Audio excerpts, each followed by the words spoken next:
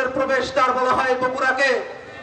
BNP সরকার ক্ষমতায় আসার পরে উত্তরাঞ্চলের প্রবেশদ্বার বগুড়া পর্যন্ত বাজেট আসে, বগুড়া পার হয়ে এইদিকে আর বাজেট আসে না। এই সরকার শুধু বৈষম্য করছে, ব্যাপারটা এমন নয়, বরং এই দেশটা কেমন করে চলবে, কেমন করে চললে পরে দেশের শাসনতন্ত্র ঠিক হবে, কেমন করে চললে পরে বিচার বিভাগ ঠিক হবে, কেমন করে চললে পরে প্রশাসন ঠিক হবে, কেমন করে চললে পরে নির্বাচন কমিশন ঠিক হবে, দুদক ঠিক হবে, প্রত্যেকটা প্রাতিষ্ঠানিক যে সংস্কার আছে সেই সংস্কারগুলোতে বাদ সেজেছে বিএনপি।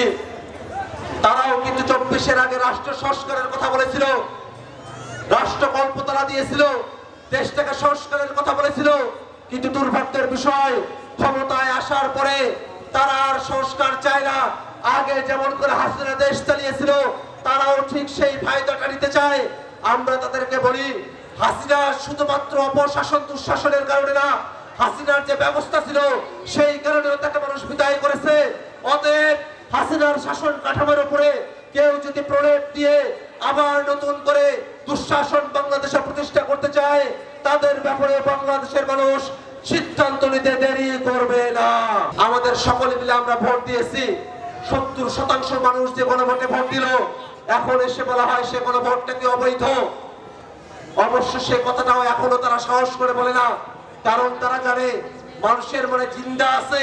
তারা যে গণভোটে হ্যাঁ পক্ষে অবস্থান দিয়েছে সেই মানুষদের সামনে তারা সাহস করে গণভোটকে অবৈধ করতে পারে না। কিন্তু গণভোট হয়েছে যে আদেশের বলে, জুলাই সনদ বাস্তবায়ন যে আদেশ ছিল সংবিধান সংস্কার আদেশ, সেই আদেশটাকে তারা অবৈধ বলে।